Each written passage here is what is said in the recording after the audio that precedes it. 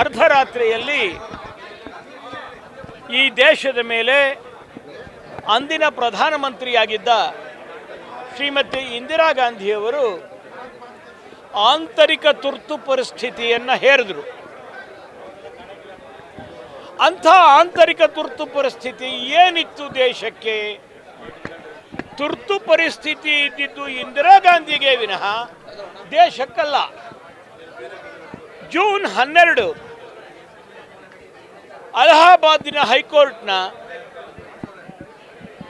ನ್ಯಾಯಪೀಠ ಅಂದಿನ ನ್ಯಾಯಾಧೀಶರಾಗಿದ್ದಂಥ ಜಗಮೋಹನ್ ಲಾಲ್ ಸಿನ್ಹಾ ಅವರು ತಮ್ಮ ತೀರ್ಪಿನಲ್ಲಿ 71ರ ಚುನಾವಣೆಯಲ್ಲಿ ಶ್ರೀಮತಿ ಇಂದಿರಾ ಗಾಂಧಿಯವರು ಚುನಾವಣಾ ಭ್ರಷ್ಟಾಚಾರ ಮಾಡಿದ್ದಾರೆ, ಹಣವನ್ನು ಹಂಚಿ ಅವರು ವೋಟ್ ಪಡೆದಿದ್ದಾರೆ, ಈ ರೀತಿ ಚುನಾವಣಾ ಭ್ರಷ್ಟಾಚಾರ ಮಾಡಿರೋದು ಸಾಬೀತಾಗಿರುವ ಹಿನ್ನೆಲೆಯಲ್ಲಿ ಅವರ ಸಂಸತ್ ಸದಸ್ಯತ್ವವನ್ನು ರದ್ದು ಮಾಡಿರುತ್ತೇನೆ ಅನ್ನುವಂಥ ಒಂದು ನಿರ್ಣಯವನ್ನು ಕೊಡ್ತಾರೆ. ಆವಾಗ ಇಂದಿರಾ ಗಾಂಧಿ ಅವರ ವಿರುದ್ಧ ನಿಂತಿದ್ದಂಥ ಅಭ್ಯರ್ಥಿ ಸಮಾಜವಾದಿ ಪಕ್ಷದ ರಾಜ್ ನಾರಾಯಣ್ ಅಂತನ್ನುವಂಥವ್ರು. ಇದು ಇಂದಿರಾ ಗಾಂಧಿ ಅವರಿಗೆ ನುಂಗಲಾರದ ತುತ್ತಾಯಿತು. ಆವಾಗ ಇಂದಿರಾ ಗಾಂಧಿಯವ್ರ ಜೊತೆ ಒಂದಷ್ಟು ಜನ ಅವರ ಆಂತರ್ಯದ ಒಂದಷ್ಟು ಜನ ಪಿತೂರಿಗಾರರು ಸೇರಿದರು. ಅವ್ರ ಪೈಕಿ ಬಂಗಾಳದ ಸಿದ್ಧಾರ್ಥ ಶಂಕರ್ ರಾಯ್, ಆಂಧ್ರ ಪ್ರದೇಶದ ಬ್ರಹ್ಮಾನಂದ ರೆಡ್ಡಿ, ಓಂ ಮೆಹ್ತಾ, ಜ್ಞಾನಿ ಝೈಲ್ ಸಿಂಗ್ ಇಂಥವರೆಲ್ಲ ಸೇರಿ ಅವರೆಲ್ಲ ಹುಡುಕಿ ಒಂದು ದಾರಿಯನ್ನು ಹೇಳಿದರು. ದೇಶದ ಮೇಲೆ ಆಂತರಿಕ ತುರ್ತು ಪರಿಸ್ಥಿತಿಯನ್ನು ಹೇರ್ಬಿಟ್ಟು ಆ ನಂತರದಲ್ಲಿ ವಿರೋಧ ಪಕ್ಷದ ನಾಯಕರನ್ನೆಲ್ಲ ಜೈಲಿಗೆ ಹಾಕಿ ಪತ್ರಿಕಾ ಸ್ವಾತಂತ್ರ್ಯಕ್ಕೆ ಬೀಗ ಹಾಕಬೇಕು, ಆವಾಗ ನಾವು ಏನಾರ ಬಚಾವಾಗ್ಬೋದು ಅಂತನ್ನುವಂಥ ಒಂದು ಉಪಾಯವನ್ನು ಹೇಳಿಕೊಟ್ರು. ಅದರಂತೆ ಜ್ಞಾನಿ ಝೈಲ್ ಸಿಂಗ್ ಅವರ ಸಿಗ್ನೇಚರನ್ನು ಪಡೆದಂಥವರು ಇಂದಿರಾ ಗಾಂಧಿಯವರು ಕ್ಯಾಬಿನೆಟ್ಟನ್ನೇ ಕರೀದೆ ಕೇಂದ್ರ ಸಚಿವ ಸಂಪುಟದಲ್ಲಿ ನಿರ್ಣಯವನ್ನೇ ತೆಗೆದುಕೊಳ್ಳದೇ ದೇಶದ ಮೇಲೆ ತುರ್ತು ಪರಿಸ್ಥಿತಿಯನ್ನು ಹೇರಿದರು. ಇಡೀ ದೇಶಾದ್ಯಂತ ಯಾರ್ಯಾರು ಕಾಂಗ್ರೆಸ್ನ ವಿರೋಧಿಗಳಿದ್ರು, ಇಂದಿರಾ ಗಾಂಧಿ ಅವರ ವಿರೋಧಿಗಳಿದ್ರು, ಅವರೆಲ್ಲರನ್ನೂ ಅಲ್ಲಲ್ಲೇ ಜೈಲಿಗೆ ಹಾಕಿದ್ರು. ಬೆಂಗಳೂರು ಜೈಲಿನಲ್ಲಿ ಒಂದು ಪಾರ್ಲಿಮೆಂಟರಿ ಡೆಲಿಗೇಷನಲ್ಲಿ ಬಂದಿದ್ದಂಥ ಸನ್ಮಾನ್ಯ ಶ್ರೀ ವಾಜಪೇಯಿಯವರು, ಅಡ್ವಾಣಿಯವರು, ಮಧು ದಂಡವತೆ, SN ಮಿಶ್ರಾ 4 ಜನ ಬೆಂಗಳೂರು ಜೈಲಿನೆಲ್ಲ ಅರೆಸ್ಟ್ ಆದರು. ಅಷ್ಟು ಒಂದೇ ಅಲ್ಲ, ಭಾಳ ಹಿರಿಯ ಹೋರಾಟಗಾರರು, ಸ್ವಾತಂತ್ರ್ಯ ಹೋರಾಟಗಾರರು ಆದಂಥ ಜಯಪ್ರಕಾಶ್ ನಾರಾಯಣ್ ಮತ್ತು ಅಶೋಕ್ ಮೆಹ್ತಾ ಇವರಿಬ್ಬರು ಸಮಾಜವಾದಿ ಪಕ್ಷವನ್ನು ಕಟ್ಟಿ ಬೆಳೆಸಿದಂಥವರು, ಅವರನ್ನೂ ಸಹ ಜೈಲಿಗೆ ಹಾಕಿದ್ರು. ಅಷ್ಟು ಒಂದೇ ಅಲ್ಲ, ಜಯಪ್ರಕಾಶ್ ನಾರಾಯಣ್ ಅವರನ್ನು ಜೈಲಿನಲ್ಲೇ ಮುಗಿಸಿ ಬಿಡಬೇಕು ಅಂತನ್ನುವಂಥ ಷಡ್ಯಂತ್ರವನ್ನು ಸಹ ಇಂದಿರಾ ಗಾಂಧಿ ಅವರು ಮಾಡಿದರು. ಇಂಥ ಹಿನ್ನೆಲೆಯಲ್ಲಿ ಈ ದೇಶ ಅವತ್ತು ಮೊಟ್ಟ ಮೊದಲ ಬಾರಿಗೆ ಇಡೀ ದೇಶಾದ್ಯಂತ ಇಂದಿರಾ ಗಾಂಧಿಯವರ ಈ ದುರಾಡಳಿತ, ಇದರ ವಿರುದ್ಧ ಹೋರಾಟವನ್ನು ಮಾಡಿದ್ರು. ಹೋರಾಟವನ್ನು ಮಾಡಿದಾಗ ದೇಶದ ಹೋರಾಟದಲ್ಲಿ ಎಲ್ಲರೂ ಭಾಗವಹಿಸಿದರು. ಅದರಲ್ಲಿ ಸಂಸ್ಥಾ ಕಾಂಗ್ರೆಸ್, ಭಾರತೀಯ ಜನಸಂಘ, ಸಮಾಜವಾದಿ ಪಕ್ಷ, RSSನ ಅಂಗಸಂಸ್ಥೆಗಳಾದಂಥ ಭಾರತೀಯ ಮಜ್ದೂರ್ ಸಂಘ, ವಿಶ್ವ ಹಿಂದೂ ಪರಿಷತ್,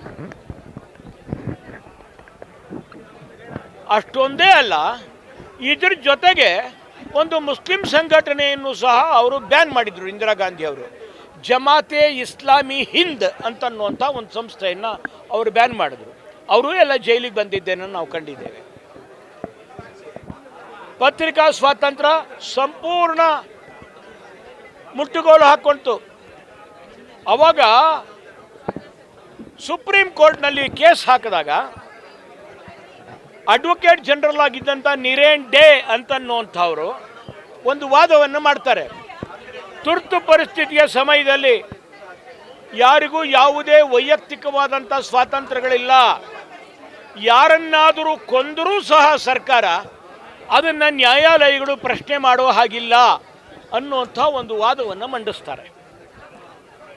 ಇಷ್ಟಾದ ಮೇಲಿಂದ ತುರ್ತು ಪರಿಸ್ಥಿತಿ ವಿರುದ್ಧ ಹೋರಾಟ ಪ್ರಾರಂಭವಾಗುತ್ತೆ. ಮೊಟ್ಟ ಮೊದಲ ಬಾರಿಗೆ ಆಗಸ್ಟ್ 15 ಇಡೀ ದೇಶದಲ್ಲಿ ಸತ್ಯಾಗ್ರಹಗಳು ಪ್ರಾರಂಭವಾಗುತ್ತೆ.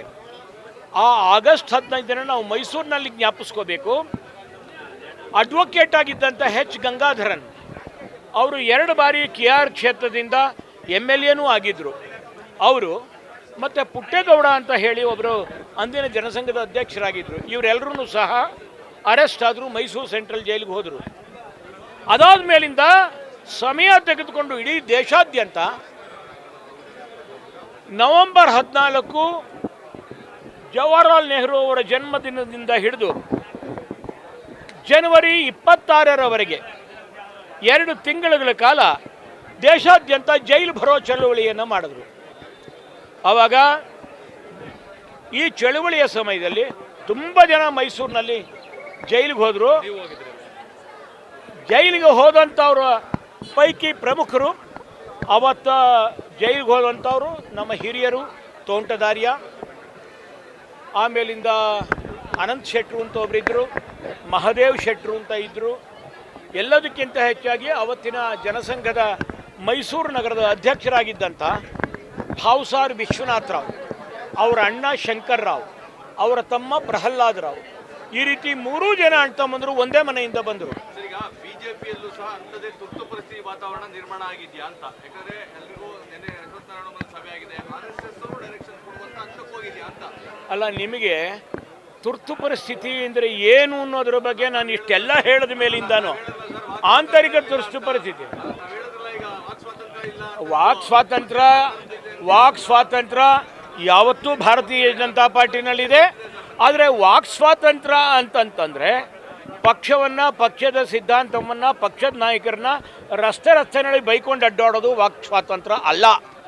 ಅದಕ್ಕೆ ತನ್ನದೇ ಆದಂಥ ಒಂದು ನಿಯಮಗಳಿದ್ದಾವೆ. ಎಲ್ಲಿ ಹೇಳಬೇಕೋ ಅಲ್ಲಿ ಹೇಳಬೇಕು. ನಿಮ್ಮ ಅಪ್ಪ ಅಮ್ಮಂದ್ರ ಬಗ್ಗೆ ನಿಮಗೇನಾರು ಅಕಸ್ಮಾತು ಭಿನ್ನಾಭಿಪ್ರಾಯ ಇದ್ದರೆ ರಸ್ತೆಯಲ್ಲಿ ನಮ್ಮಪ್ಪ ಇಂಥವನು, ನಮ್ಮಮ್ಮ ಇಂಥವಳು ಅಂತ ಹೇಳ್ಕೊಂಡು ಬೈಕೊಂಡು ಅಡ್ಡಾಡ್ತೀರಾ? ಯಾರ ಹತ್ರ ಅಜ್ಜಿ ತಾತನ ಹತ್ರ ಹೇಳಬೇಕೋ ಹೇಳಬೇಕು, ಯಾರ ಹತ್ರ ಹೇಳಬೇಕೋ ಅದನ್ನು ಹೇಳಬೇಕಷ್ಟೆ. ಇಲ್ಲ, ನಮ್ಮ ನಾಯಕರುಗಳೆಲ್ಲ ಸರಿಯಾಗಿ ನಡ್ಕೋತಾರೆ. ನಡ್ಕೊಳ್ಳದೆ ಇದ್ದವರು ಪಕ್ಷ ಬಿಟ್ಟು ಹೋಗ್ತಾರೆ, ಹೋಗದವರ ಪಕ್ಷದಿಂದ ಹೊರ ಹಾಕಲಾಗುತ್ತೆ.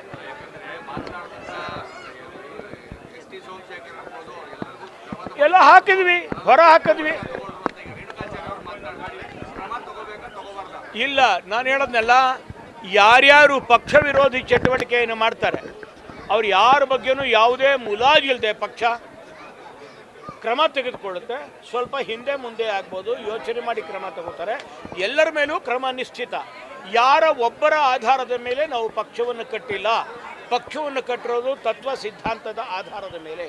ಆ ಕಾರಣಕ್ಕೋಸ್ಕರ ನಮ್ಗೆ ಯಾವುದೇ ಹಿಂಜರಿಕೆಯೂ ಇಲ್ಲ, ಅಂಜಿಕೆಯೂ ಇಲ್ಲ. ಶಿಸ್ತಿಗೆ ಹೆಸರಾಗಿದ್ದಂಥ ಪಕ್ಷ ಬಿಜೆಪಿ, ತಾವು ಶಿಸ್ತಿಗೆ ಹೆಸರಾಗಿದ್ದಂಥ ಪಕ್ಷ ಬಿಜೆಪಿ, ಅದೇ ವಾತಾವರಣ ಇದೆ ಅನ್ಸುತ್ತಾ ತಾವಿದ್ದಂಥದ್ದು? ನೋಡಿ, ಒಮ್ಮೆ ನಾನು ಹೇಳ್ತಾ ಇರುವಂಥದ್ದು, ಸಂಘಟನೆ ಚಿಕ್ಕದಾಗಿದ್ದಾಗಿರುವಂಥ ಶಿಸ್ತು, ಸಂಘಟನೆ ದೊಡ್ಡದಾಗ, ಸಂಘಟನೆಗೆ ಹೊಸ ಹೊಸ ಜನಗಳು ಬಂದಾಗ, ಅಧಿಕಾರ ಸಿಕ್ಕಾಗ ಅಲ್ಲ, ಎಲ್ಲದೂ ಬಂದಂಥ ಸಮಯದಲ್ಲಿ ಒಂದಷ್ಟು ಶಿಥಿಲತೆ ಬರುತ್ತೆ, ಬರಲ್ಲ ಅಂತಿಲ್ಲ. ನಮ್ಮ ಮನೆಗೆ ನಾವು 4-5 ಜನ ಇದ್ದಾಗ ಮಾಡುವಂಥ ಅಡುಗೆ ಊಟ, ನಮ್ಮ ಮನೆಗೆ ಬೀಗರು ಬಂಕರು ಎಲ್ಲ, ನಮ್ಮ ಮನೆಗೆ ನೆಂಟರಿಷ್ಟೆಲ್ಲ ಒಂದು 50 ಜನ ಬಂದಾಗ ಮಾಡುವಂಥ ಊಟ, ಇದರಲ್ಲಿ ವ್ಯತ್ಯಾಸ ಇರುತ್ತೆ. ಅದನ್ನು ಎಲ್ಲರೂ ಸಹ ನಾವು ಸರಿದೂಗಿಸ್ಕೊಂಡು ಹೋಗಬೇಕು. ಹೊಸಬರಿಗೆ ನಮ್ಮ ಪದ್ಧತಿಯನ್ನು, ನಮ್ಮ ಶಿಷ್ಟಾಚಾರವನ್ನು, ನಮ್ಮ ಶಿಸ್ತನ್ನು, ನಮ್ಮ ತತ್ವ ಸಿದ್ಧಾಂತವನ್ನು ಕಲಿಸ್ಕೊಡ್ಬೇಕು.